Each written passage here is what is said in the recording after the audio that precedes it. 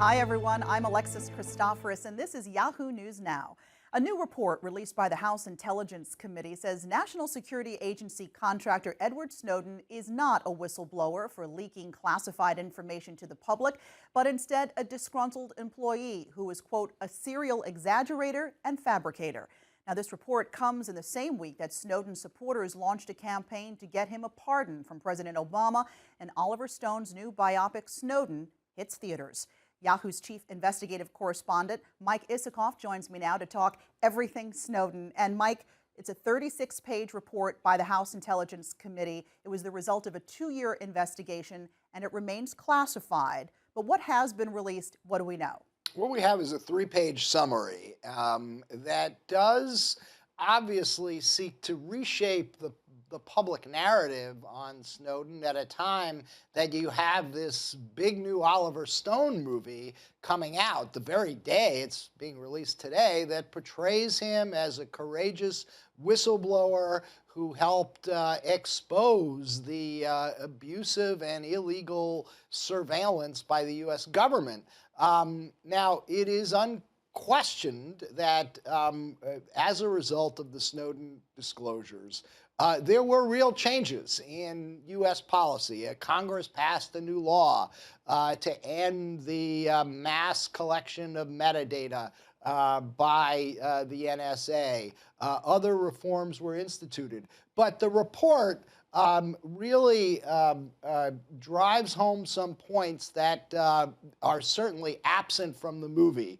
One question is, what was Snowden's motivation in stealing hundreds of thousands, if not millions, of classified government documents? And does it answer that question? Does the report well, answer that the question? report says he only began downloading these documents after he got into a workplace spat with his supervisor and was reprimanded in June of 2012. And then 2 weeks later, the report says, only then did he begin downloading the documents. Now, in the movie, you see Snowden watching that famous testimony by James Clapper, the director of national intelligence, where he denies that the NSA collects any information at all about American citizens. That was false testimony. That testimony took place in March of 2013. According to the report, and that in the movie, that's a big breaking point. That helps motivate Snowden to do what he did, to blow the whistle when he sees the government lying. In the report, it says he had already begun downloading these documents 9 months earlier. So that does raise questions about Snowden's motivation.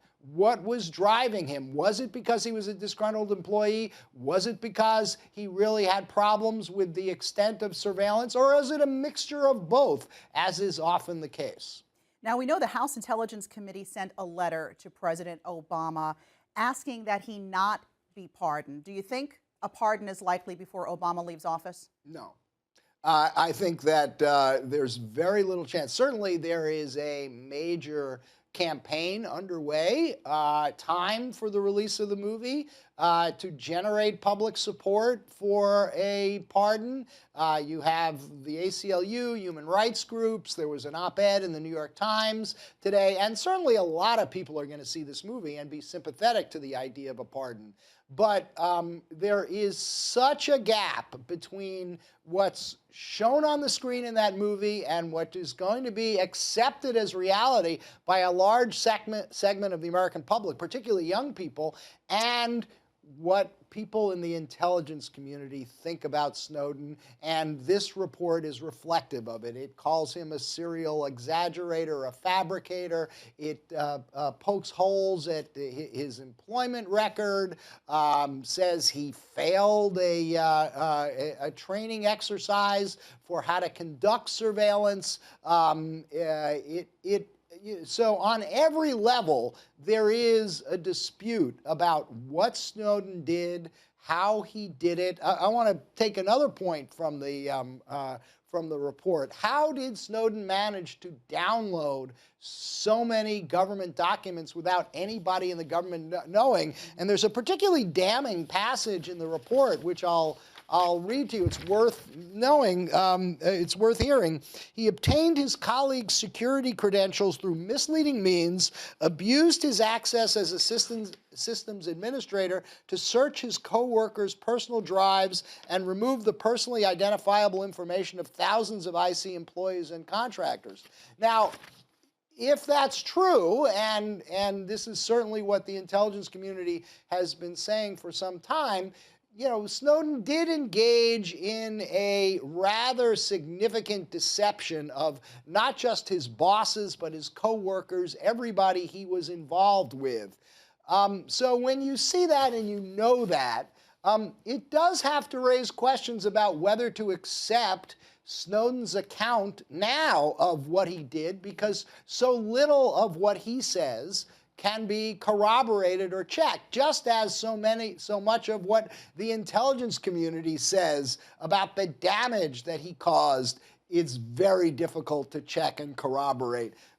What this really underscores to me is how little we really know about the Snowden episode. Well, Snowden was quick to respond to this report, and he tweeted yesterday, quote, "Congress spent 2 years writing a report to discourage you from going to see this film. It opens tomorrow." And we talked about sort of the curious timing of this report. This was very deliberate that they put this report out the day the Oliver Stone movie opens. Well, I talked to Congressman Adam Schiff, who's the ranking Democrat on the committee, and signed on to this report, signed on to the letter, as all the Democrats did, urging President Obama not to pardon Snowden. And he insisted to me it's a coincidence of timing. They've been working on this for 2 years. They just happened to vote this week to complete it. I think we can all take, raise some skepticism about that. But on the other hand, I've talked to people in the intelligence community, and they are concerned about the impact of the Oliver Stone movie and this campaign to portray Snowden as a hero, because it undermines the legitimacy of what they do. They need the public's trust. They need to recruit smart young people out of colleges and graduate schools to work for the NSA and the intelligence community. And if it is viewed with the kind of distrust that is portrayed in this movie, that's going to make it very difficult for everybody in the U.S. intelligence community. And Mike, I know you saw the Oliver Stone film. What were your thoughts? I thought it was a pretty good movie as a movie. It was engrossing. I thought the acting was pretty good. But, factually, there are clearly liberties with the truth, as with any Hollywood movie, and certainly as with any Oliver Stone movie. That clapper scene that I mentioned before is high drama, right? Is drama, but doesn't match reality. There's a scene where they show a hot map of where the NSA collects intelligence country by country, suggesting that signals intelligence is mostly in the United States, or the United States has the largest volume of signals intelligence. That's not true. It doesn't even match the documents that Snowden leaked to Glenn Greenwald, and which Glenn Greenwald wrote about. So Stone is clearly taking little Hollywood license, with the right? truth to to advance his story. Right. Mike Isikoff, thanks as always. We appreciate your time. Thank you. And we always look forward to hearing what you have to say. You can follow Yahoo News and me, Alexis Christoforous, on Twitter at Alexis TV News, and use Yahoo Now to let us know what you think about everything you just heard. Thanks for watching.